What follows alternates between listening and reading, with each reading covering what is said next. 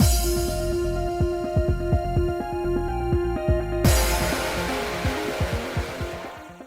guys, it's Spacey Sims, and we are back with more My Next Life as a Villainess, continuing Razi's route. We met, she met Razi's quote-unquote twin. Look, I agree they look similar, but you should have been able to tell that that's not your boyfriend. They don't look that similar.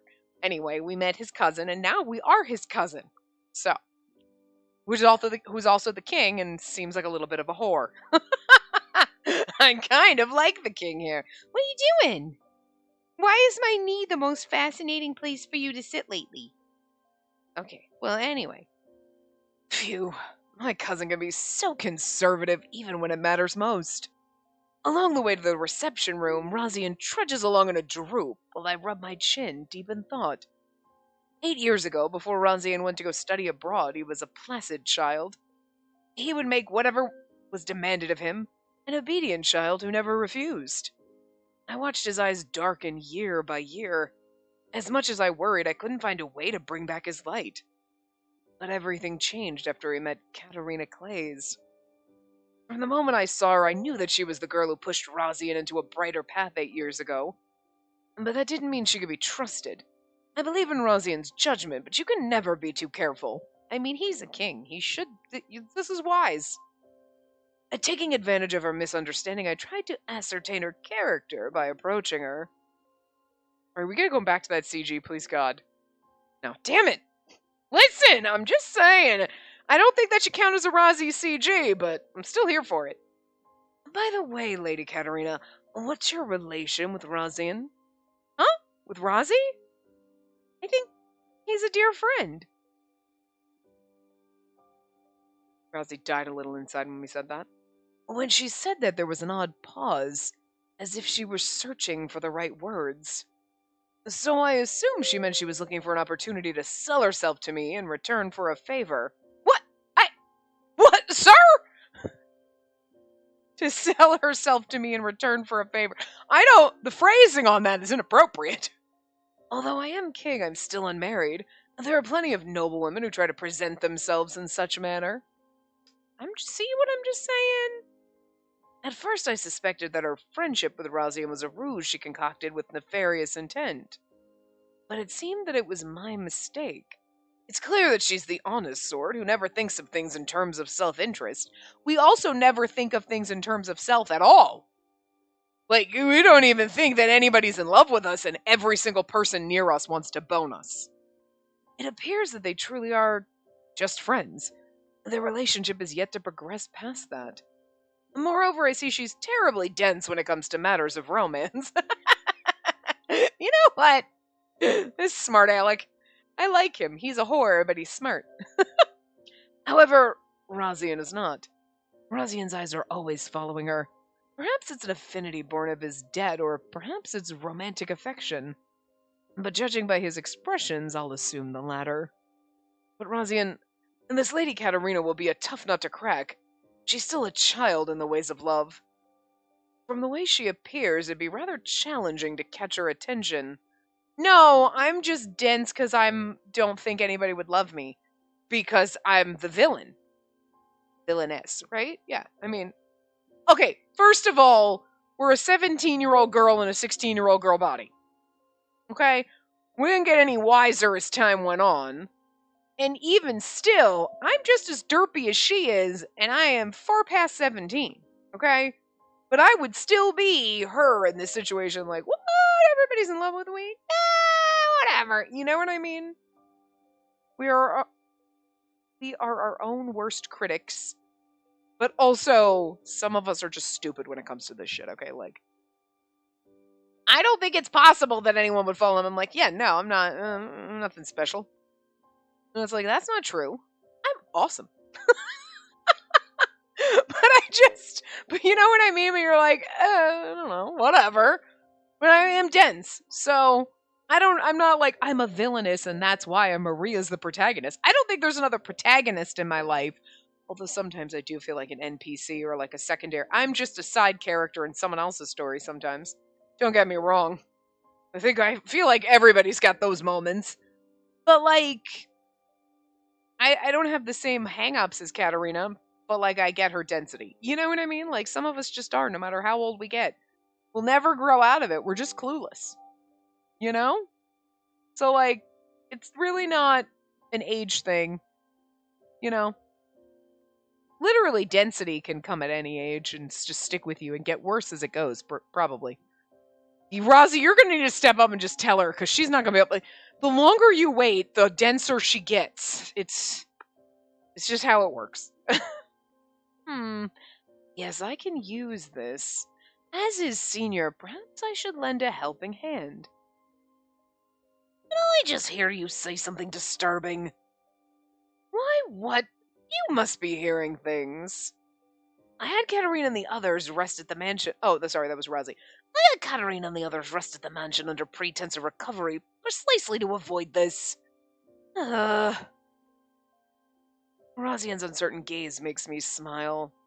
The blood of Lindgren spares no expense when it comes to those they've taken as their own. It appears that I'm no exception. For you see, family whom you can trust without reserve is to be cherished. Just accept that love. To rule as a king is a job of solitude. With Quidian politics unstable as it is, there are so few who I can trust. And perhaps I'm putting my nose where it doesn't belong, but I am in need of allies. I've seen many people over the years, but this Katarina Clays has a mysterious charm. See? Jesus Christ, she walks into her room. She gets pinned to a bush once, and the man's like, Rozzy, if you don't step the fuck up, I might just make her my queen. I'm just saying. Do we get a fan disc of this? Because, like, what the shit? You can't just throw in a hot king. To be fair, though, I'm kind of glad he doesn't have a route, because then it's just one more person I have to forsake Rozzy for. And I don't want to do that. You've seen... Hi. I'm holding myself together here. Rozzy only popped on screen for a half a second, but, like, I'm gonna, like, swoon and fawn and not be able to handle it when that little fucker's on screen. And Scott, especially when he confesses. I can't handle this route. Anyway. She's not wise, but she's no fool either. I would have no issue accepting her as kin. No wonder my precious cousin is so smitten. And now then, let's see how Lady Katarina will react. I consider my next move as I walk. Are you gonna, like, propose to me? Anticipating what her answer may be.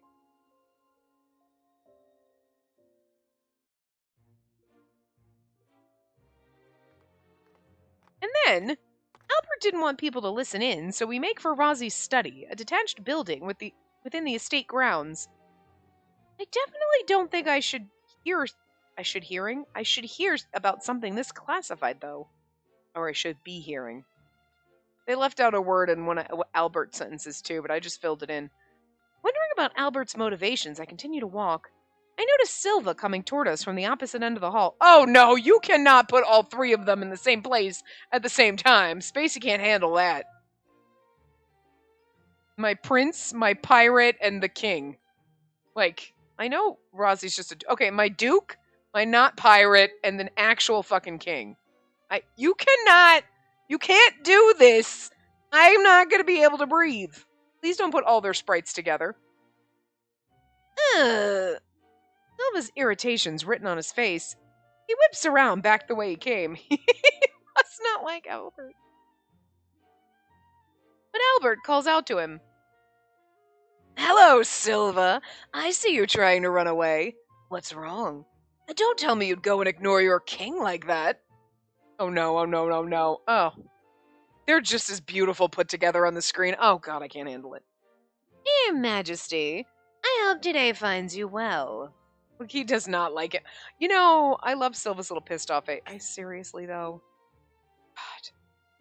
God. I love the game for making you show up in this now so I have time to prepare, but I also hate it because the magic of that moment where you showed up and I almost died because you were standing next to Rozzy in a spinery, and I was like, I can't, I'm still remembering it. I was like, that magic is gone. It's not gone. It's not. It's deep inside me and I'm going to cry again. Okay, let's keep going before I faint. Good Lord. Silva reluctantly turns around, still looking sour. Albert seems pleased at the reaction. I kind of like this sassy bastard king. He's fun. Does this mean they're actually pretty close? Ooh! We're getting so many memory scenarios, but it's like, it's fair that we kind of get a lot because we're getting a lot from Rozzy and Silva and Albert. Okay, I'm assuming. Okay, it's purple, so it is Rozzy. When it came up purple, I was like, well, that's weird. It is. Okay. I was assuming it was going to be Albert or Silva, but it's Rozzy. Anyway. That was a few months after I took Silva in. In the beginning, he acted like a rescued stray, always hostile and on guard. That seems legit, and I love that analogy.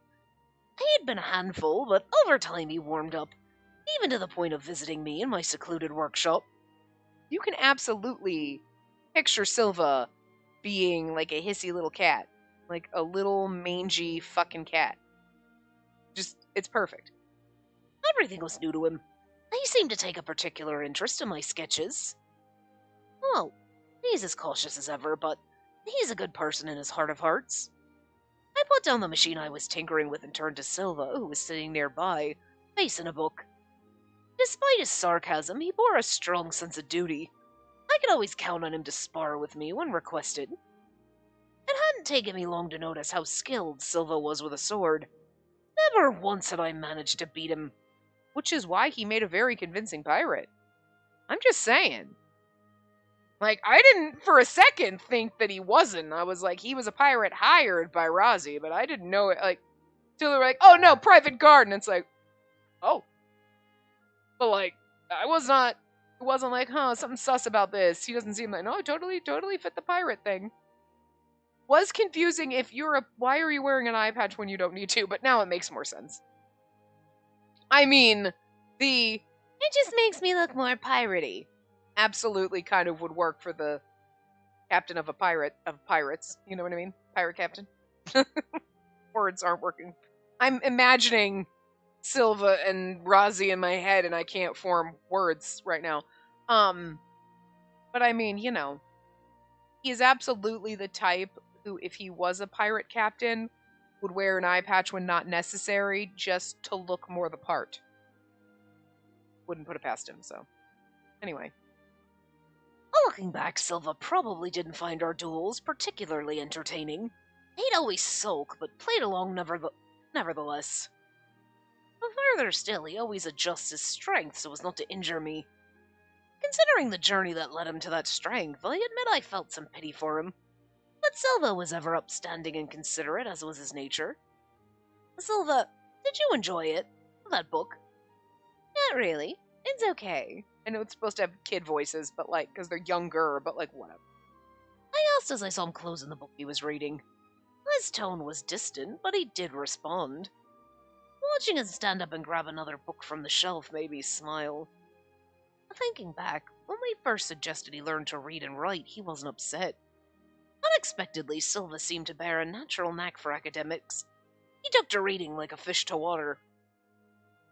Aw, he's smart and stabby. He was in terrible shape when we first met, but I had no doubt he was always an intelligent child, nurtured with love. Watching Silva learn quickly with earnest effort was surprising and heartwarming. Seriously, is he your friend, or did you adopt him? Is he your son? Okay, I'm just saying. I'm just throwing this out there. Silva being like, oh no, seriously, everyone in the Lindgren family is just full of fucking hugs and rainbows. It's goddamn ridiculous and kind of disgusting. But he's not kidding. They did a very good job not just saying that, but showing it. Because right here you were getting slapped in the face with, like, this. But it's funnier because Rozzy's like, oh my god, my dad's like regaling you with stories of me and it's so embarrassing. And like, but Rozzy, I need you to take a step back. You are pulling a dad right now. You are pulling your dad. You are being your dad right now. You're like, God, it's just so earnest and he's so adorable and he just learned so much. He's so smart and like, oh, this, and you're like praising him in your mind. You're just being your dad right now. Like, oh my god. Ryan is over here, like, spewing out how much he loves Rozzy and all these wonderful things, and Rozzy's over here in his head being like, Silva's kind of great and wonderful. Like, yeah, no, seriously. I love this family. It's all sunshine, rainbows, and hugs. And I love it. I want to live here. God damn. You're like, you're all so nice and huggy and wonderful, and I don't know how to deal with it. I'm Silva. I don't know how to deal with this. Like, my dad used to call us all idiots. That was his way of saying he loved us. He wasn't like one of those, like, that was, like, I love you too, Dad. Like, you know what I mean? Like, we all now still think, like, who the hell's gonna call us an idiot when we do something dumb? Like, who's gonna be like, oh God, you're all idiots. Like, it was very affectionate in the way my dad would say, but like, nobody, but you know what I mean? That's how we know. So I don't know how I would deal with people like, wow, no, you know what, I love you and I'm really proud of you. I mean, what? What? I don't, who are you? What? You know what I mean? Like, you know these things. You know these things, but like so Silva's over here like, you're praising me for learning how to read and this is weird. Please back off. Oh God. Oh, I love it. They did a really great job. That's all I'm saying. Because again, like, making Ryan so proud of his son and just smothering him with love and affection and smothering us with the love and affection he has for his son, you know what I mean, is one thing. It's like his character. But for Silva to say, like, oh no, everyone in this family is fucking like that. They will smother you with hugs and love. Like, it's ridiculous.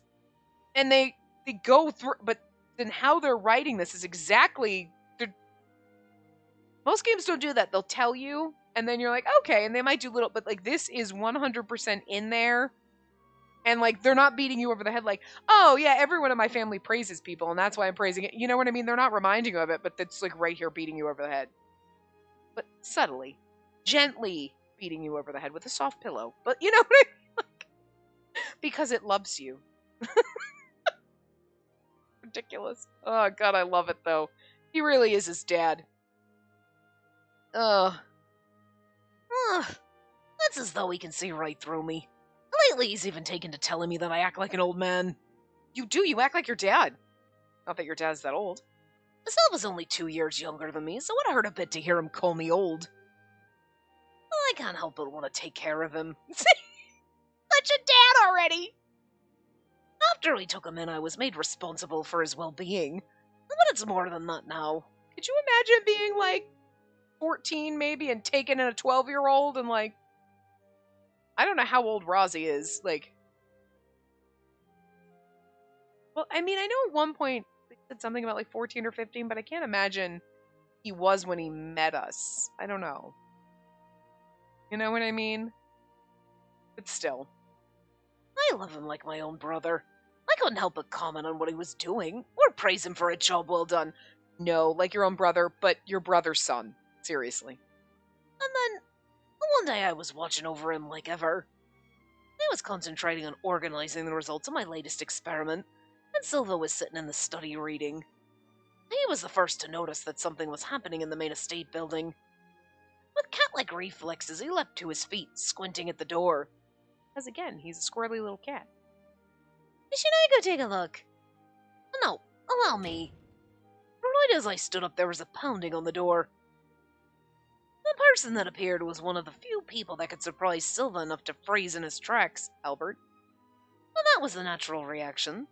Before us was my practically identical cousin. There's 2 Rozians. Well, okay, my practically identical cousin.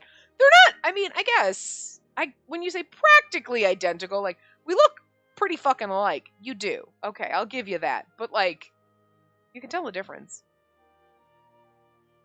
And there's the usual reaction. I thought we looked plenty different. I think you do too. But you look plenty the same at the same time, so. But Silva seemed to think us alike enough. Without missing a beat, my cousin, Albert Quid, strode into the study as if it were his own. He stood in front of me with a smile. It's been a while, Rozian. You haven't visited once since you first returned to Quid. Yeah, I believe so. But why are you... Oh, is this the one I've heard about? My cousin playfully interrupted with a sly glance at Silva.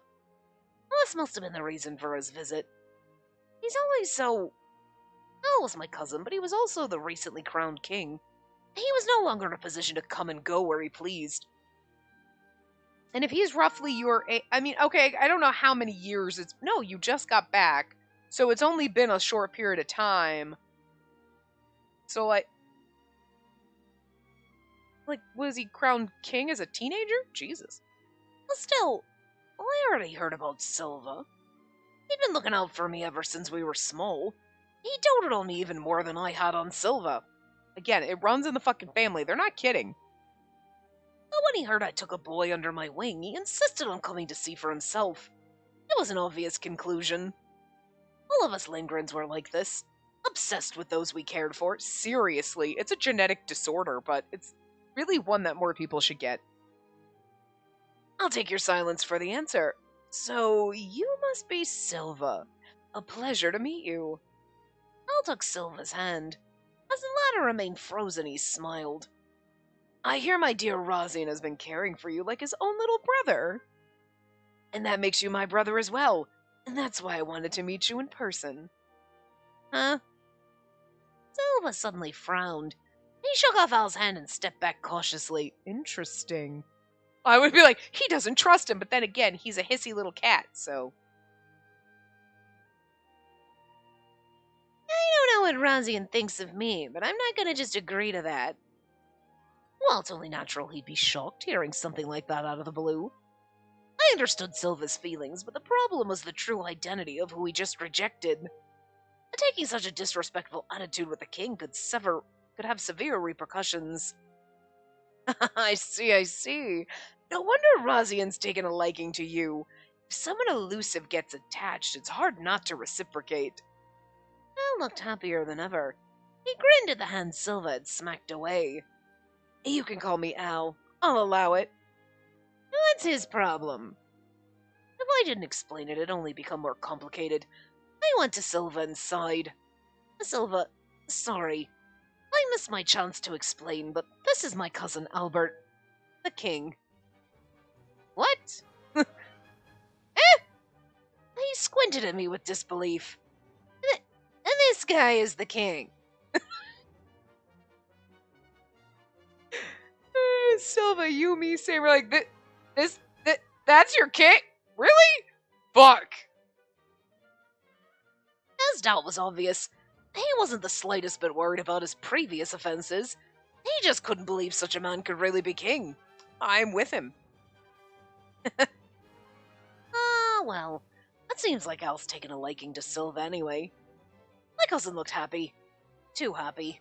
I placed my hand on my forehead, knowing the fate of someone who garnered Al's interest.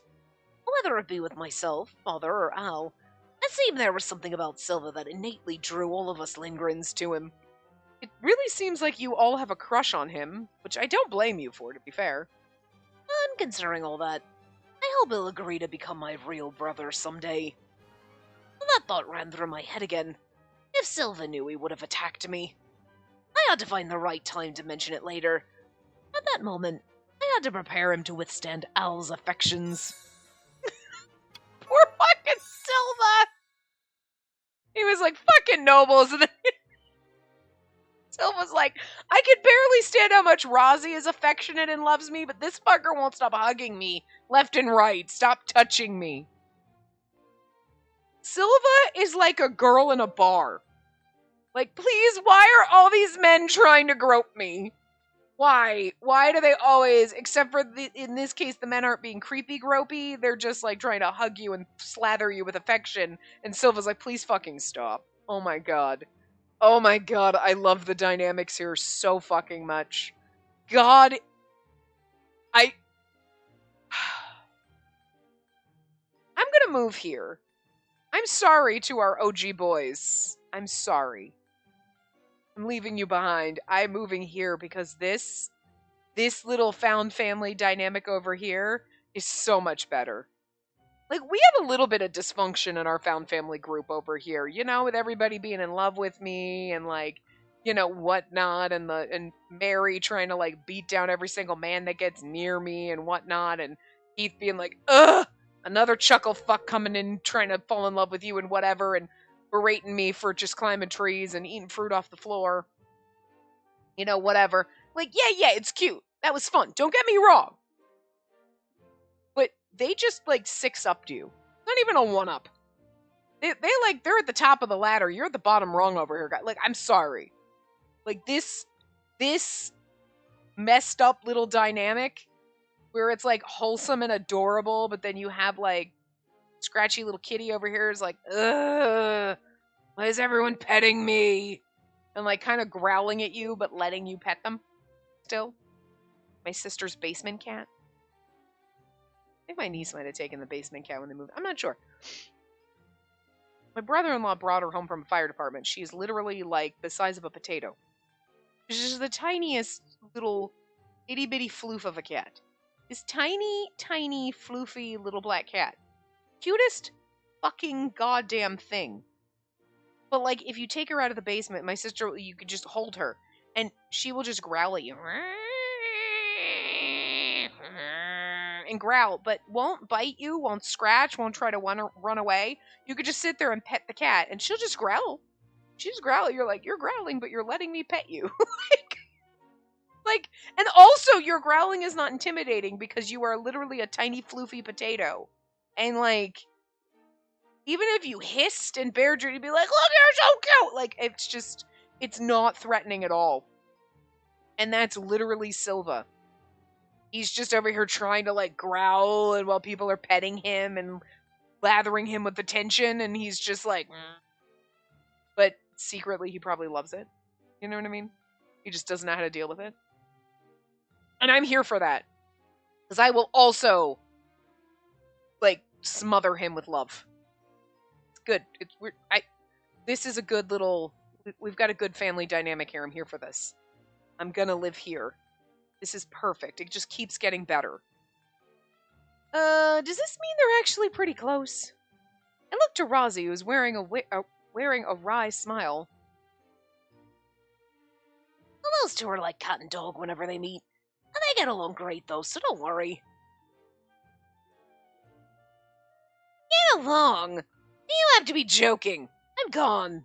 And Silva's obviously the cat, and you've got Albert, who's like the fucking golden retriever, who's literally just everybody's fucking best friend.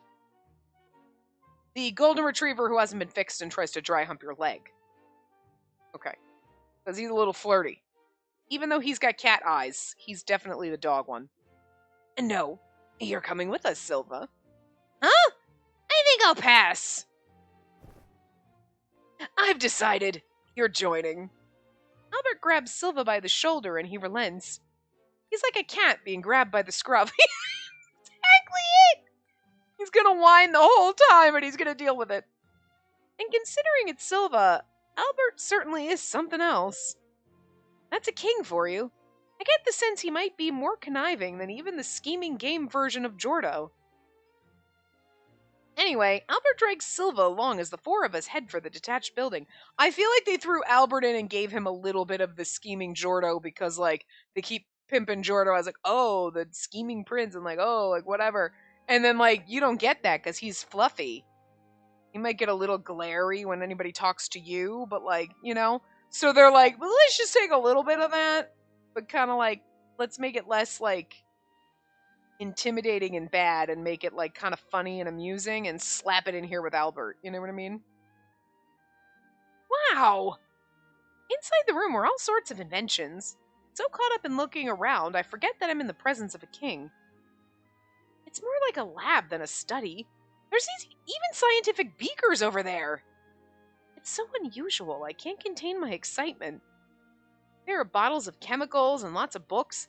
Numerous memos are stuck on a wall. Certainly feels like an inventor's lab. It's messy as ever in here. There's something comforting about that. Well, excuse me for being messy. It was a compliment.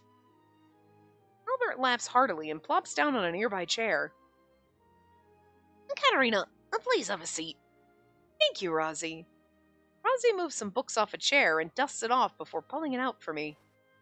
Come on, Silva. You too. I'm fine. Silva still looks annoyed. He stands, leaning against a wall. Now that everyone's settled in, Albert finally begins to speak. Notice no one else is here. Let's get down to business, Rosian, shall we? Yeah. The fact that Rosie's father, the Duke, isn't here bothers me. If this were my home, it would be father who met with the king were he to visit, not Keith. Will the Duke not be attending? I glance around me and Albert responds with a nod. Yes, this was a sudden, unannounced visit and the Duke wasn't present, but it shouldn't be an issue with Rosian here. Rosian will be taking up the title in the near future. He's already taken on most of the duties. Speaking of which, it was Rosie who requested an audience with the king, not the Duke. But the Duke is in great health and is doing his duties, right? Why is Rosie taking over? Under normal circumstances, it had been customary for me to take over as Duke when Al ascended to the throne. Huh? Rosie answers my questions as if he read my mind. I must look surprised because he looks at me and grins. Can you imagine? New king's on the throne. I'm only 12, but I'm the Duke now. And your dad's like, all right, cool. I don't mind retiring. Shit. The House of Lindgren has sworn allegiance to the royal family since olden times. That bond remains strong to this day. The two of us grew up side by side and have built a bond of trust like no other. Yes, when a new king ascends the throne, the heir to the House of Lindgren too takes over, in order to serve as their right hand. It's a custom of our kingdom for the king to place his most trusted subject by his side. I see. Wait, then why hasn't Rosie already succeeded the title of Duke? Well, it's because of the Premier. The Premier? Premier Setnorden has been involved in politics since the rule of the late king. His power and influence runs deep. Rosie's gaze darkens as he speaks. In summary, the previous king of Quid passed suddenly in an accident, leaving Albert to take the throne at the young age of 17. Damn, okay, well there you go. You think in an accident, suddenly, the Premier did it? By custom, the heir of Lindgren ascends alongside the king, but it was deemed too risky to place Rosie alongside Set's cunning. Rosian was already renowned for his inventive genius, but lacked the political experience to compete with the Premier's faction. We had no choice but to appear docile so as not to give the Premier that opportunity. That's why. Had Rosian become my right hand then, the entire House of Lindgren might have come up under the Premier's thumb. What? Really? It's frustrating to admit, but at the time, the Premier held more power than the royal family. I had to hide my talons. That old Gramps was that powerful? I knew he was a villainous old man, but I didn't expect him to be that clever. Seems I misjudged, given what they're saying now.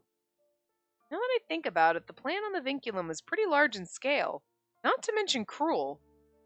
He tried to get us sick with the sachets and then take us away to a place where we would have been experimented on. When I consider the way he was all smiles, greeting everyone at the welcome party, I start to feel a little sick. He's been working behind the scenes, expanding his power and gathering allies since the reign of the previous king. On top of that, he managed to remain clear of all blame. Truly a difficult opponent. But I've not been wasting time either.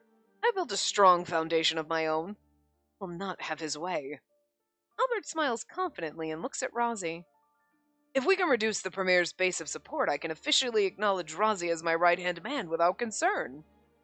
8 long years have passed since the deaths of the king and queen, my parents. I would say it's been a long time coming. Wow. Well, yeah, so you're like 25? Can I do math? Yeah, I can do math. Okay. So, how old's Rosie then? Interesting. Everyone else is, roughly all our age. So, Rosie and Silver are older, but, okay. I didn't think we were going like that. Everybody's been roughly close. It's damn. Rosie, you're an old man. Seriously, 25? Oh my god, he's basically dead. The king, I mean. Why are you not... Oh, you dye your hair, clearly. I'm just kidding. I'm kidding, because in this day and age, everyone's like, I'm 25, I'm so old. It's adorable, actually. And we did just... Are we still playing Verce in tandem with... Right now, I finished recording Verce, but it was going up in tandem with this at the time. You know. And it might still be going up if you're watching this the day this posts, not like 2 years later or whatever. But everybody dies at 23 there, so like, you know, now we've been like, oh my god, 25? You're like so fucking old. Oh. Can you hear that creaking? It's my joints. Anyway. Not really. I'd say my joints are fine, but like, no, it's sitting here for too long. I'll be like, oh, my back hurts. Actually, my back does hurt, to be fair. Anyway. And with the issue of the vinculum resolved, I could finally place him by my side. Or so I thought, but things don't go as planned in reality. For a moment, Albert smiles bitterly, before his expression hardens again. Rosian, Silva, seems the Premier's supporters are planning a coup d'etat. Huh?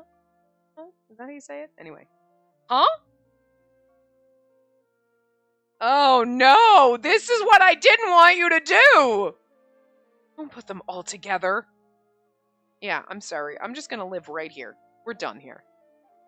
So I'm just gonna go, and I'm gonna leave this for the next, like, 20 plus minutes, and we can just stare at this, because this is fucking perfect.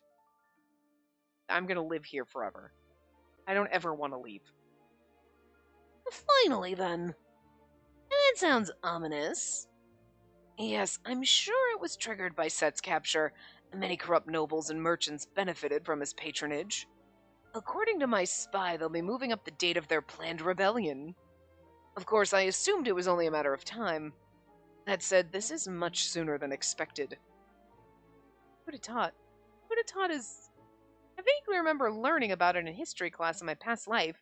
I just know it's something bloody. If possible, I want to stop it, but this is a foreign nation's internal politics. It's not my place to intervene nonchalantly. Lady Katerina, there's no need to make such a face, nor you, Rosian. Your Majesty, what do you intend to do? Rosie's face is still tense, but his voice is level and dignified. I mean, the thing is like, this is your cousin, who's like, you're very close to, and he's your king, you're very close to, and like, people are gonna like threaten you. You know what I mean? Like, this is some serious shit. He looks determined, like he's preparing to shoulder a heavy responsibility. Of course, I have no intention of allowing the coup to occur. I'll take this chance to excise the cancer sickening my kingdom. Chance? I look at him stunned. Albert turns to me and laughs fearlessly. It's unlikely they'll be able to act immediately. The plan we have obtained required magic from the nobles of Sorcier. Plan we have obtained required... Okay. I get what he's saying. Okay. I just read it so weird. Like, the plan that we got from them said that they needed the mat. That's why we were going to get kidnapped. Set was going to extract our mat. All that. Yeah, okay. That means... Correct. With the plot on the vinculum ending in failure, they've already suffered a heavy setback. It seems their original plan was to kidnap nobles with magic from Sorcier and use them to conduct experiments afterward. Meaning that even if they had succeeded, we'd have reprieve, or at least we'd have reprieve of at least the time they required for their research. Ideally, I would have struck them down and captured Set simultaneously. Bird. Markumuba? Whatever the fuck. Yes, with that, they know we're making our own moves. They know of the Premier's capture now as well. Shh! That thing! Hey, don't get mad, it's not the bird's fault! Leave the bird alone! If only I had stopped it in time. Oh, what's past is past. All that matters now is the now, Rosian. They will first gather up arms to free the Premier in an uprising. If the Premier's crimes are exposed, those who are connected to him will be judged for high treason. They're desperate. Even those that avoid punishment will suffer losses in the profits they currently enjoy. I'm sure there'll be a significant number of people joining in the coup. We'll be up against soldiers of the National Army who were absorbed in the Premier's faction, as well as the greedy nobles.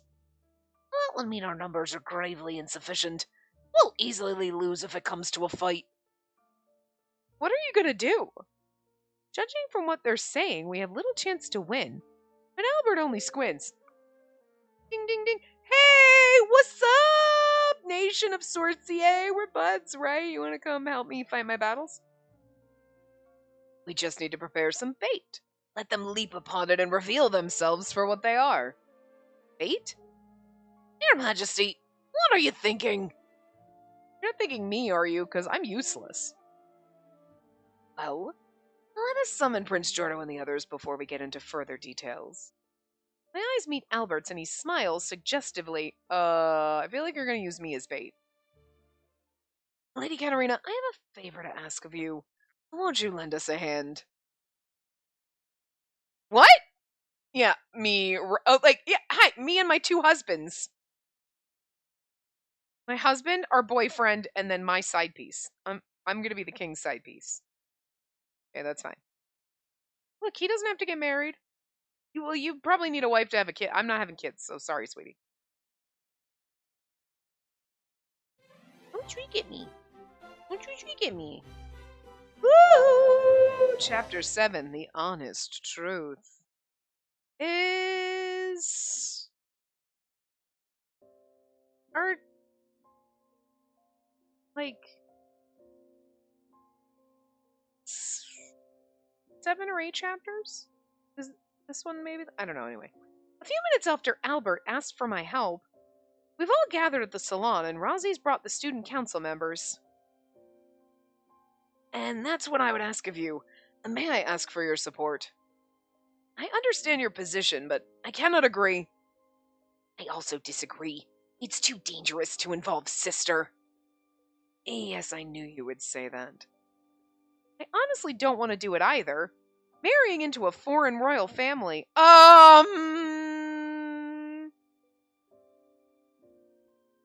Marrying into a foreign royal I want to marry into the foreign royal family. Whoa, you mean marrying Albert.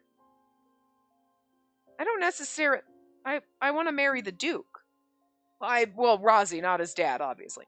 But, like, I'm just saying, do you think Albert was like, I'm gonna throw this out there so that Razi freaks the fuck out? That's cold. Yes, Albert suggested that a Duke of Sorcier become an ally of the House Lindgren through marriage into Quid's royal family.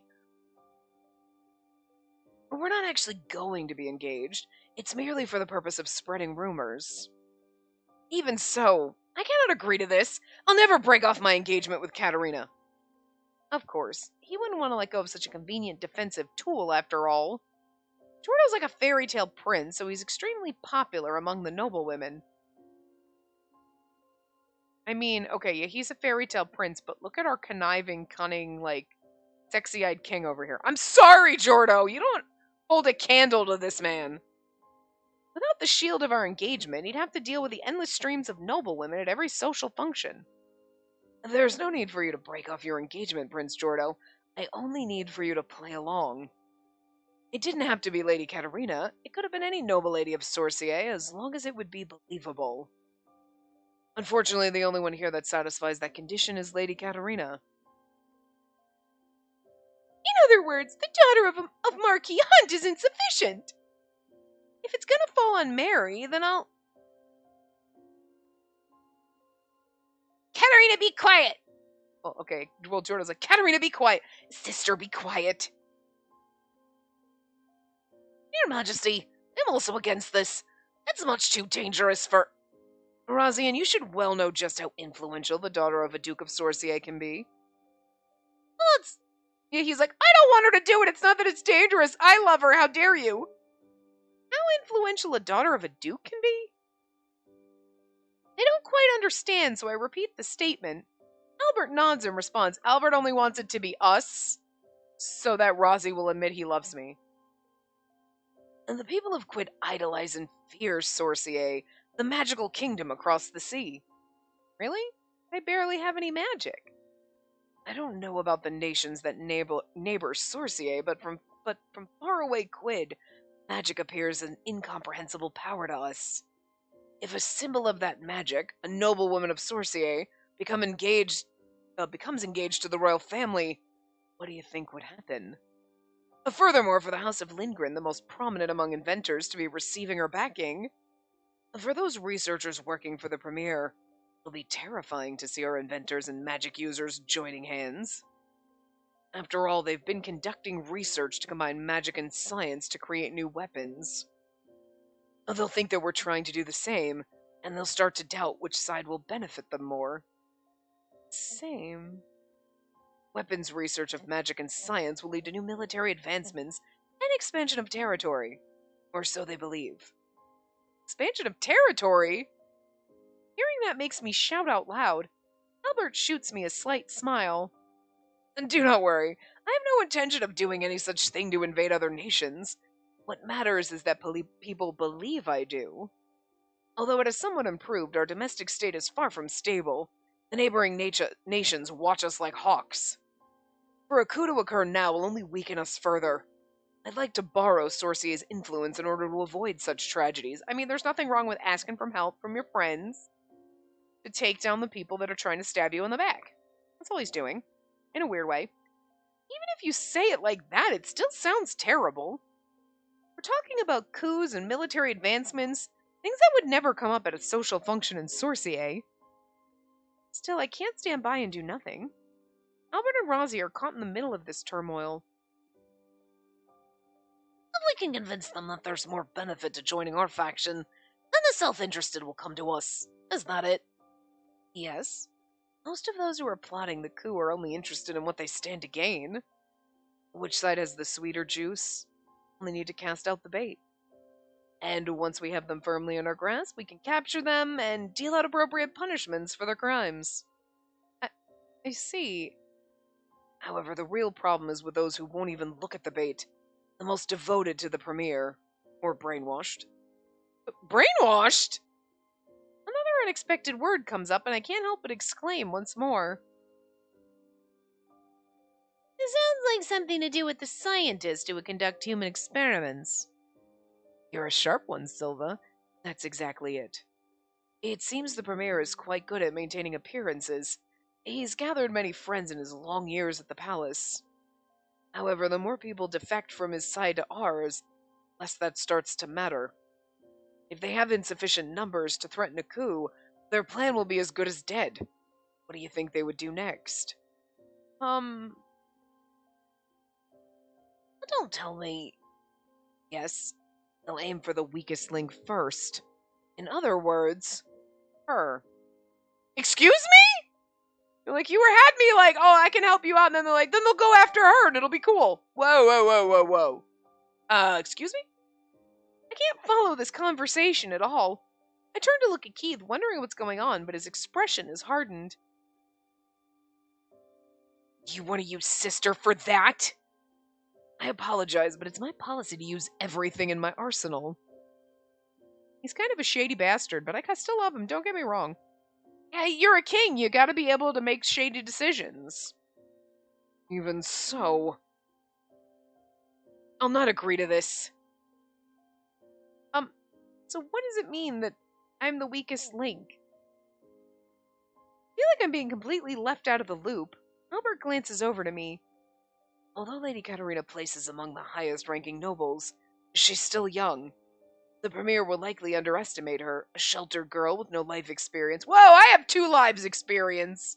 Granted, they don't amount to much, but thinking her an easy target to manipulate. Speaking of which, in Quid, I'm still not considered to be an adult.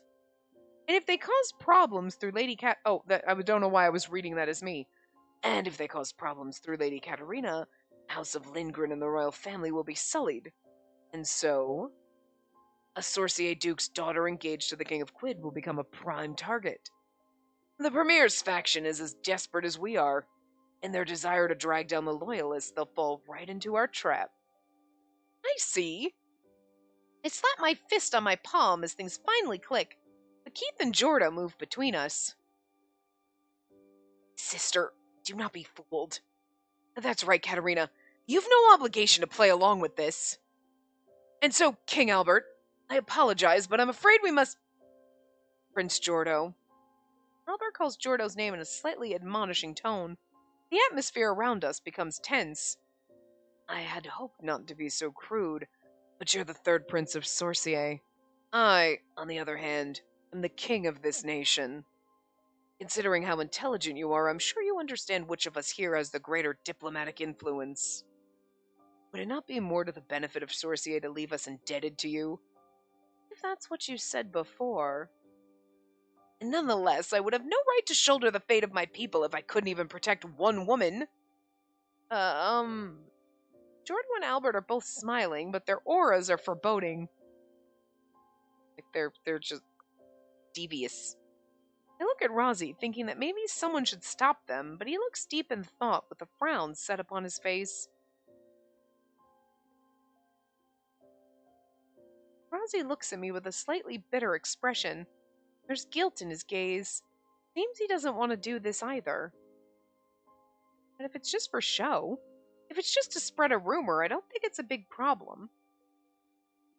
I wonder what's so bad about it when I hear Albert sigh deeply. Then you leave me no choice. If you so insist, Prince Jordo, I will make you a compromise.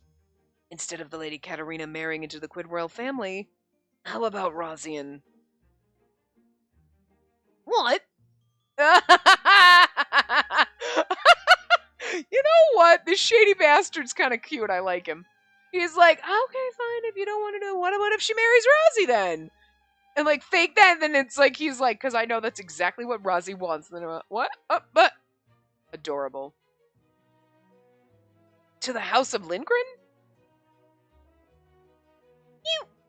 So that's why. Silva, like, because Silva knows that Rozzy's in love with us, and Albert clearly knows. It was like, but like, keep my mouth shut, girl. Your Majesty, I still haven't. Look at how awkward he looks. I love it. The House of Lindgren has long shared a deep bond with the royal family. Every noble in Quid knows that. Even with Rozian and not myself, I'm sure we can achieve the desired effect. Lady Katarina is already staying with the Lindgrens. It's been all the talk at social functions. Huh? Really? That may be true, but rumors of their love are natural next step, and Prince Jordo, as you residing here yourself, you can deny them afterwards. It's merely a rumor. It's quite reasonable to feign ignorance later on. That would be... Naturally, I take full responsibility in extinguishing the rumors, then. I love the fact that Albert is doing this, one, to get his own way. Like, he's like, this plan will work to help us, blah, blah, blah. And then, when Jordan's like, fuck that shit, he's like, what will also work for my plans? Well, what about Rozzy then? And then that'll work for my plan, but also, maybe get Rozzy to admit he's in love with this goddamn girl and hook them up. Look at him. Look at him being a really good wingman with an ulterior motive. But it works out for everyone. God damn. Bro deserves a high five. He's genius. Jesus. See, that's why you shouldn't worry about turning 25. You get fucking genius. See? You get smarter. The rest of us dumbasses couldn't figure this shit out. Personally, I'd sooner take her to the palace for better security. But if you refuse so profusely, there's no other way. And the House of Lindgren has their own private army, including Silva. Rozian himself is trained with a blade, and you folks from Sorcier have your magic. Not too bad, is it, Lady Katarina? I don't really mind, but I'm more worried about Rozzy. Would he really be okay if rumors are spread about us? Oh, thinking about it, he did say he has someone he cares about now. When did he say that? When did he say that, though?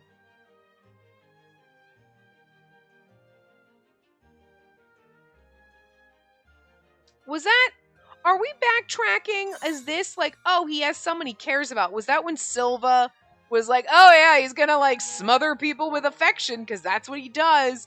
And we, even though we were standing right there and Silva was basically like, he's talking, he's gonna do this to you. And I'm pretty sure Silva made that abundantly clear. We're like, oh, it's someone else, not me.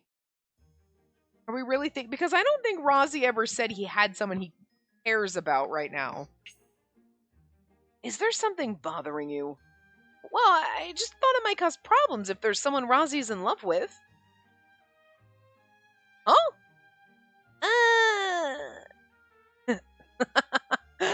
Oh, is that what you were worried about? And then there's no need for concern, right, Rosian? Well, that may be true, but what's important is how you feel. Lady Katerina, are you unwilling? Of course, I will place your feelings above all else. How I feel about it. I'm still worried. I'll do it. I want to help. I'll do it. I want to help. I'll do it. I'll pretend to be I'm in love with Rosie and marry him. That sounds awesome. And then we'll actually fall in love and get married for realsies. Yeah, hello. I place my hand over my heart and think, all that ominous and bloody talk about the coup earlier is something Rosie can't avoid. If I can help stop that from happening, if there's anything I can do to help Rosie, I want to. Katerina. Oh, but only if Prince Jordo agrees. I couldn't bring myself to trouble the Sorcier royal family. I cautiously look toward Jordo, and his irritation is distinct because he's over there. He's like, they all knew when Rosie showed up. They're like, they always said, great, another one. Like, they knew.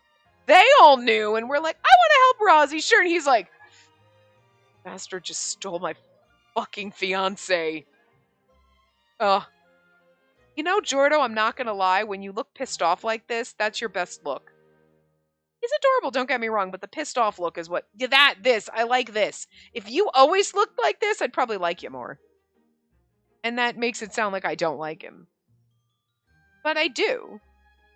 You know what I mean? But you can't hold a candle to Rosie, I'm sorry. He's like the wind beneath my wings. He just blows out whatever piddly little flame you think you've got going on. Okay? It's rare to see Jordo in such an obviously bad mood. Prince Jordo, is that a no? Katerina, you've said that you'd not mind, but do you actually want to do this? Yes. If I can, I'd like to stop this coup. And only for the sake of saving the kingdom of Quid. Huh? Yes? I wonder what other reason there could be. Jordo then sighs and reluctantly nods. He's like, oh, not because you're in love with Rosie? And we're like, whoa! But the thing is, he's got this resting bitch face on. And if we were like, well, actually, it's because I love Rosie and I would do anything for him. You know it. Jordo's gonna let us go because he always has, because he does whatever to make us happy. So, like, he just hasn't come to terms with it yet, but... if that's the case, then I understand. If it's only spreading rumors, then I'll agree to it. However, once the issue's been resolved, you must commit to quickly stamping it out. Of course, I can even put it into writing, but for now rumors must be believable. I need you two to truly act like lovers. What? Jordo, excuse me? Your Majesty, what are you... It's just an act. There's no need to be all over each other, but you never know who might be watching. Rosian, you know better than anyone that rumors spread through third parties are the most effective. Well, that may be true, but... Well, that's that. I'll be counting on you, Lady Katerina. Yeah, you can leave it to me. I don't really know how to pretend to be lovers, but it's probably like going out to play together or something. Okay, seriously.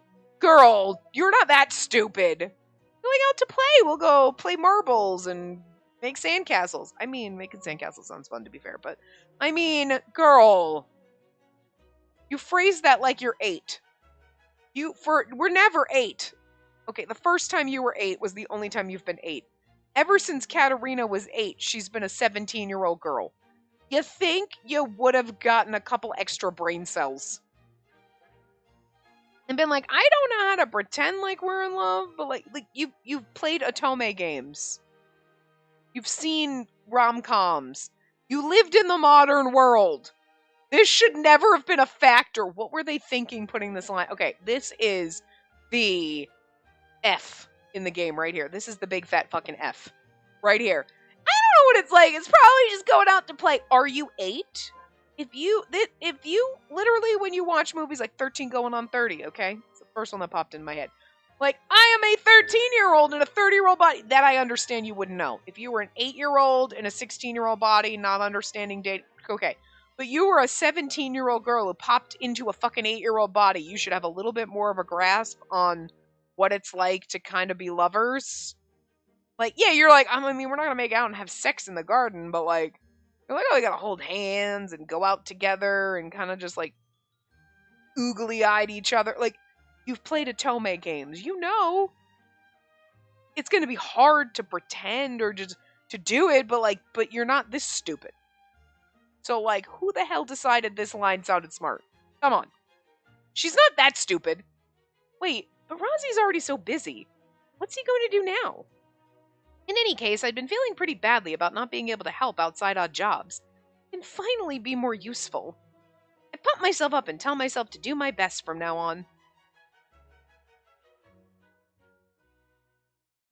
Ooh, now we get to be Jordo, but we'll find out Jordo's thoughts. He got me. That king bested me. Yeah, we'll find out Jordo's thoughts in the next part, though. So I will see you guys next time. Remember to give the video a big thumbs up and subscribe to see more.